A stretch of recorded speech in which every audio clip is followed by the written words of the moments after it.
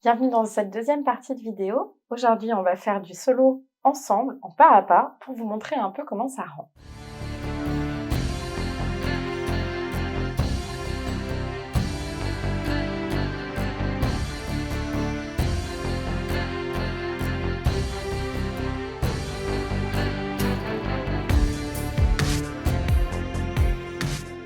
Si vous n'avez pas vu la première vidéo, je vous invite à aller la voir d'abord pour comprendre correctement le fonctionnement des différents éléments. Normalement, quand je joue seule, je prends des notes de mon aventure. C'est-à-dire que tout ce qui va se passer, je vais le raconter. Alors, pour moi, c'est une histoire que je raconte comme un narrateur à la troisième personne. C'est-à-dire que je vais dire, il est rentré dans la taverne, il s'est passé ça, la personne l'a regardé comme ça. Je vais un peu raconter tout ça d'un point de vue extérieur. Chacun doit trouver la façon qui lui correspond de faire ça. C'est tout à fait possible de le faire à voix haute, comme on va le faire maintenant ensemble, parce que ce sera plus agréable que si j'écris. Mais vous pouvez vous enregistrer sur votre téléphone, sur votre ordinateur.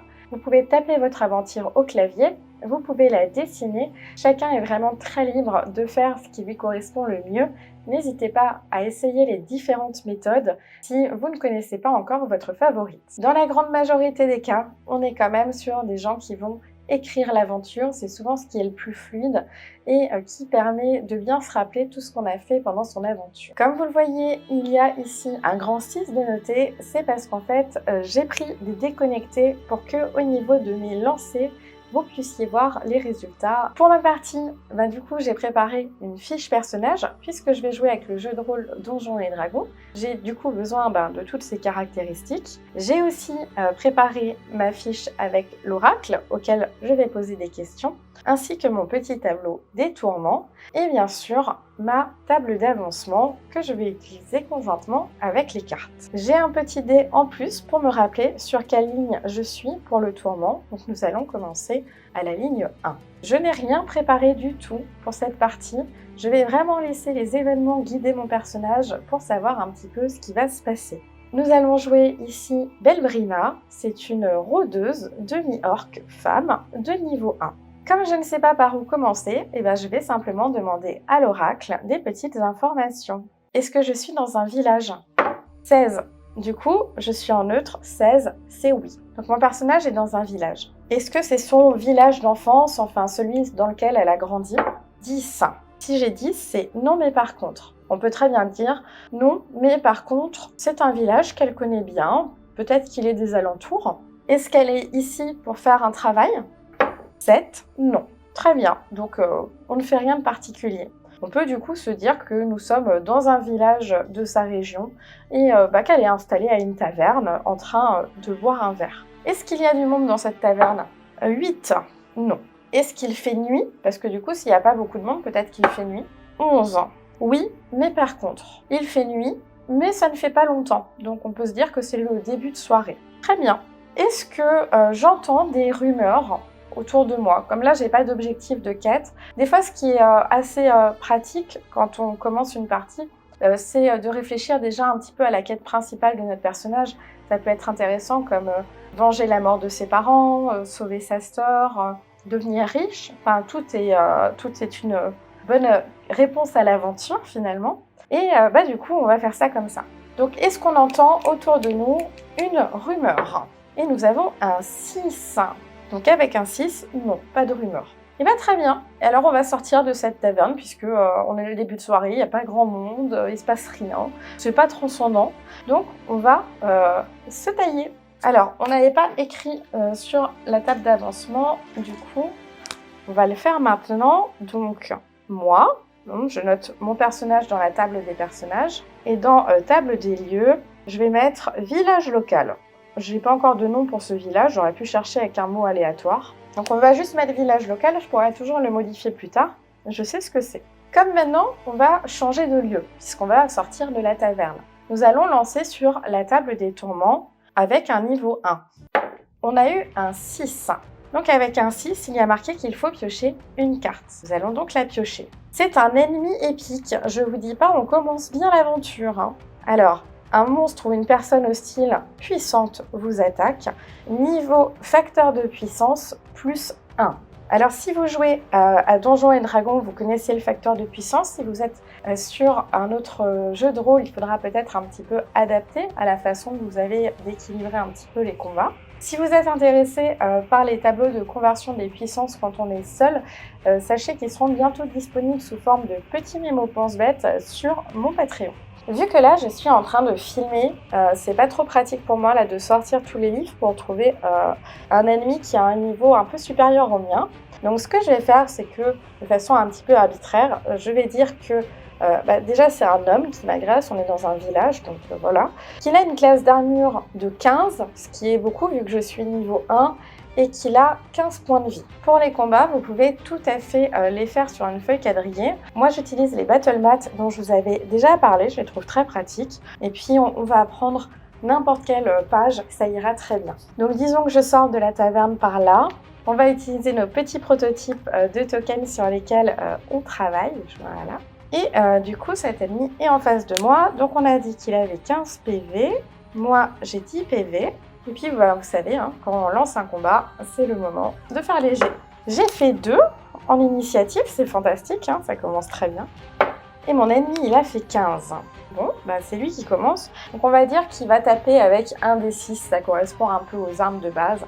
Normalement, comme dit, je vais utiliser une fiche personnage générique, mais là, ce sera plus simple. Donc, il faut déjà qu'il arrive son jet d'attaque. Donc, j'imagine qu'il a un +3. 19 + 3, ça touche. Et il me met 1 point de dégâts. C'est déjà pas mal, c'est pas trop de dégâts.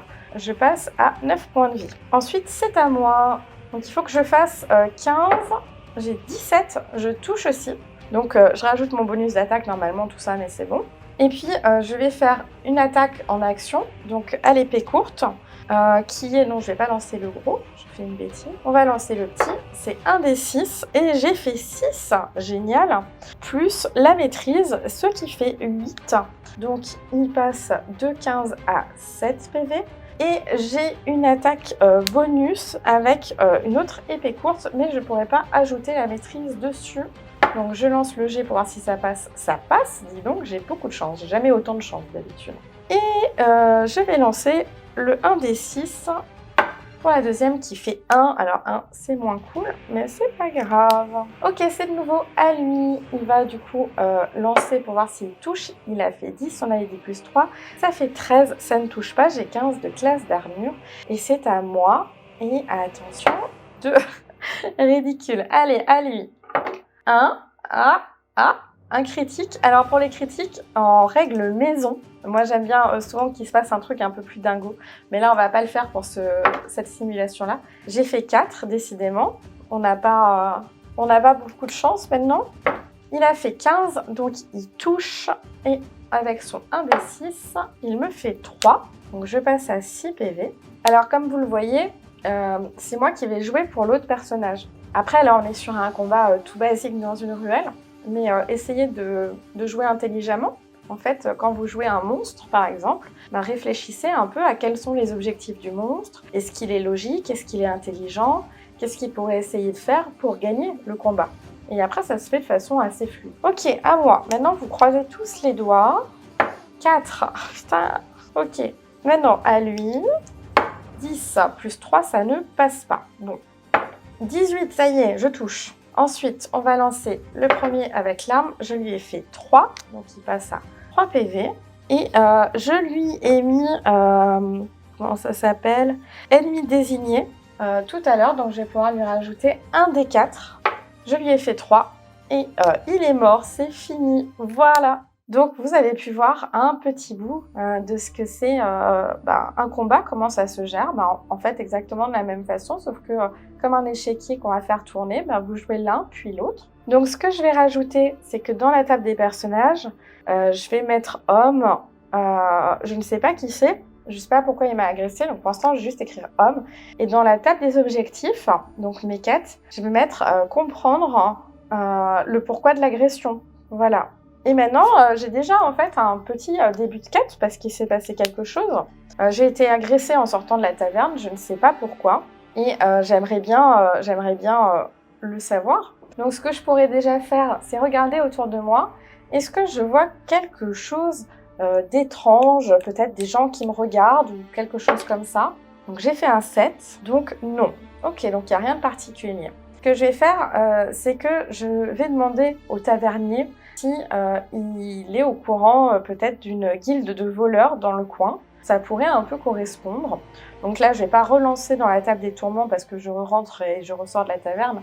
Mais ça va être plus simple de fluidifier un petit peu, directement demander au tavernier est-ce qu'il est au courant d'une guilde de voleurs dans le coin. 16. Oui, il est au courant qu'il y en a une. Est-ce qu'il sait où est l'entrée de la guilde des voleurs, en sachant que, vu qu'il est tavernier, pour moi, il connaît un peu tous les ragots, donc c'est logique. Donc cette fois, je vais tirer dans plausible. 8, ce qui donne oui, mais par contre. Alors, oui, mais par contre, on va dire qu'il sait où c'est. Il va nous dire vers où il en a entendu parler, mais il ne sait pas exactement comment on rentre. Ça paraît plutôt logique d'ailleurs. Donc je vais aller dans le coin, on va dire que là on pourrait lancer sur une liste de mots si on a envie d'avoir des infos, d'avoir des idées, mais ce qui me vient assez naturellement c'est qu'il y a des petites maisons, des petites fermes isolées près de la rivière. Je sais pas pourquoi je pense à une rivière, mais je laisse mon esprit vagabonder, je vois bien une rivière avec un petit pont en pierre. Et donc je vais me rendre là-bas. Donc je vais traverser tout le village, ce qui veut dire que ça va faire à nouveau un changement de lieu. Et cette fois j'étais en 1, je vais tirer en 2. J'ai fait 2, ça fait 0, carte à tirer.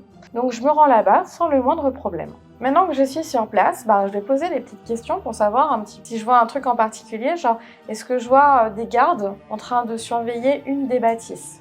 13, oui. Est-ce qu'il y a beaucoup de gardes? Là j'ai fait 10, non, mais par contre. Donc on peut dire non, il n'y a pas beaucoup de gardes, mais ils sont bien armés. Est-ce qu'il y a des fenêtres au niveau de cette maison où il y a un garde devant?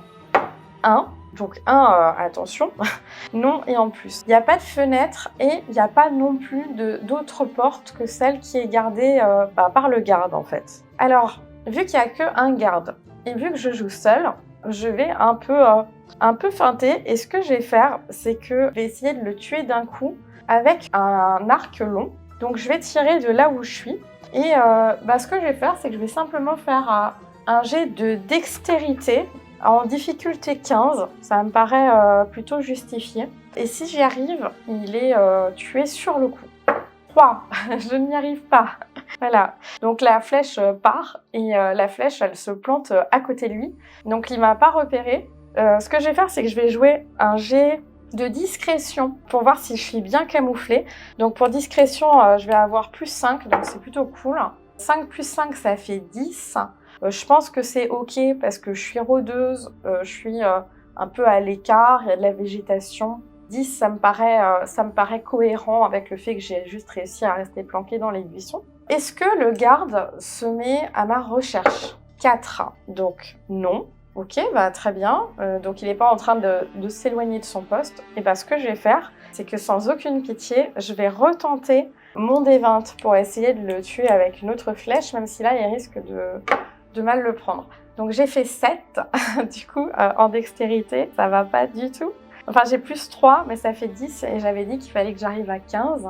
Donc, à nouveau la flèche. Et là, j'imagine qu'il va... Est-ce qu'il prévient les autres? Et je vais mettre ça en très plausible parce que ça me paraît très logique. 17, oui, et en plus.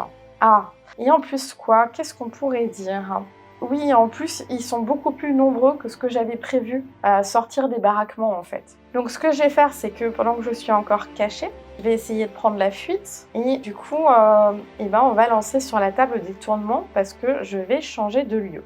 Alors, le D6, j'ai fait un 6. Ça veut dire que je prends 2 cartes. Alors, 1 et 2. Alors, j'ai Allié de l'ombre et Agile. Je montre ça. Ça me fait la mise au point, voilà. Donc, Agile, vos jets de sauvegarde augmentent de 1 jusqu'à votre prochain lancer sur la table des tourments. Donc ça, c'est plutôt cool. Je ne sais pas si je vais en avoir besoin, mais on ne sait jamais. Allié de l'ombre. Donc là, je pourrais m'arrêter à là si ça m'inspire. Hein. Vous rencontrez une personne qui semble vouloir vous aider plus que tout. Et ça, c'est très cool. Du coup, en fait, pendant que mon personnage il est en train de courir à travers les bois environnants pour se barrer, il y a une toute petite chaumière. Je sais pas pourquoi je vous dis une petite chaumière, mais c'est ce qui me vient en tête. Avec une personne devant qui lui dit « Allez, viens, viens !» pour la cacher. Donc, on rentre dans la chaumière. Hein. De toute façon, c'est un peu la cata, donc on va écouter ce qu'ils nous disent. Et la première chose que j'aimerais bien savoir, c'est est-ce que c'est une fille ou un garçon? Donc si c'est moins que 10, ce sera un garçon. Si c'est plus, c'est une fille. On va laisser faire le hasard. Voilà. Donc 5, c'est un homme. Donc c'est un homme qui du coup me fait rentrer. Et est-ce qu'il me cache? Je vais mettre ça en plausible. 1. Du coup, non.